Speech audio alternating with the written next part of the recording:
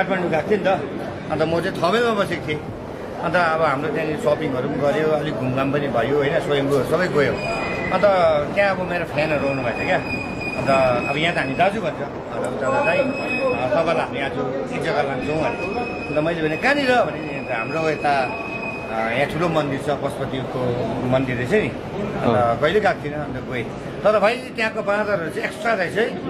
अब बाँदर त सबै जग्गाको छ सिक्किम दार्जिलिङ अब है संसारभरि बाँदर छ नि त तर पशुपतिको बाँदर चाहिँ एक्स्ट्रा रहेछ क्या अन्त हामी त जाँदै थियो अब मन्दिर गएको होइन प्रसादको झोला मैले बोकेको थिएँ अन्त अगाडि जाँदै थियो एउटा दाजु र भाउजू जाँदै रहेछ अननोन पर्सन भरे त्यो भाउजूको झोला त बाँदरले खोसेर रूपमा चढ्यो होइन के अरे अगाडि गएको सानो स्टुडेन्ट भाइ बहिनी रहेछ त्यो बहिनीको पनि झोला खोसेर बाँदर रूपमा चढ्यो अन्त मैले सोचेँ ला अहिले सबैको प्रसाद खोसाउँदो रहेछ मेरो पनि खोसाउँछ होला भने मैले ज्याकेट मिस लुकाएँ क्या लुकाउँदै गएँ मन्दिरमा गएँ पूजासुजा गरेँ अनि पुजारी पण्डितले भन्नुभयो क्या नानी तपाईँले यस्तो के लुकाउनु भएको अरे गुरुजी मेरोमा प्रसाद छ भने प्रसाद त लुकाउनुपर्छ बाँदरले खोसाउँछ अरे अनि मलाई ठुल्दाइले भने क्या मेरो दाजुले